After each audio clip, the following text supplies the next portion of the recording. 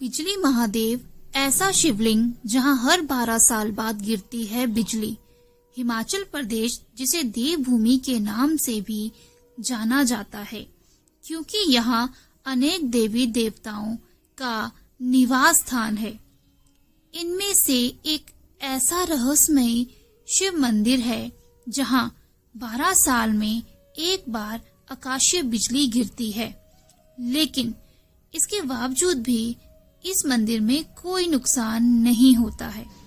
यह मंदिर हिमाचल प्रदेश के कुल्लू जिला की ऊंची पहाड़ियों पर स्थित है। ये मंदिर समुद्र तल से 2460 मीटर की ऊंचाई पर स्थित है। भारत के प्राचीन मंदिरों में से एक है। इस मंदिर के अंदर स्थित शिवलिंग पर हर 12 साल में बिजली गिरती है और जिस वजह से शिवलिंग के टुकड़े टुकड़े हो जाते हैं। इसके बाद मंदिर के पुजारी हर टुकड़ों को इकट्ठा करके उन पर मक्खन का लेप करके शिवलिंग को जोड़ देते हैं, जिस कारण इसे मक्खन महादेव और बिजली महादेव भी कहते हैं। इस रहस्यमयी मंदिर के पीछे एक पौराणिक कथा है, जिसके अनुसार कुल्लू घाटी में कुलंत नाम का एक राक्षस रहता था।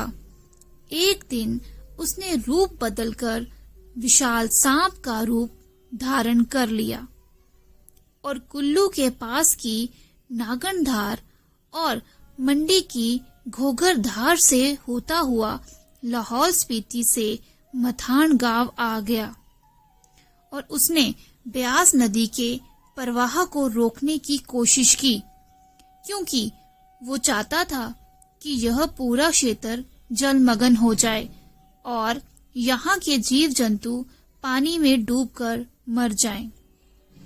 भगवान शिव को जब यह बात पता चली तो वे चिंतित हो उठे।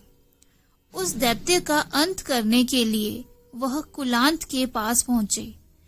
तब उन्होंने कुलांत को अपने विश्वास में लिया और उसके कान के पास जाकर कहा कि उसकी पूंछ में आग लगी है। जैसे ही उस राक्षस ने आग लगने की बात सुनी, उसने पीछे मुड़कर अपनी पूंछ की ओर देखा और इसी वक्त भगवान शिव ने अपने त्रिशूल से उसके सिर पर वार कर दिया और इस प्रकार उसका अंत हो गया। कुलांत के मरने के बाद उसका पूरा शरीर एक विशाल पर्वत में बदल गया। इस जगह का नाम कुलांत के नाम से ही कुलुत और इसके बाद कुल्लू नाम पड़ा। तब से भगवान शिव बिजली महादेव के शिवलिंग के रूप में वहां स्थापित हो गए।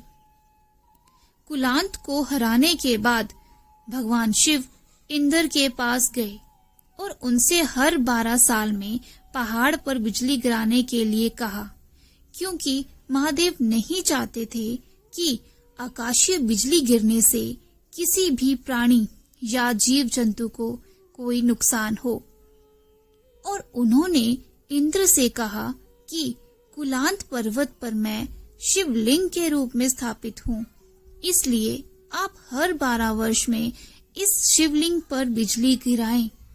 तब से हर 12 साल में मंदिर पर गिरने वाली बिजली सीधे शिवलिंग पर गिरती है और भगवान शिव बिजली का प्रहार अपने ऊपर ले लेते हैं और इसीलिए इस मंदिर का नाम बिजली महादेव पड़ा।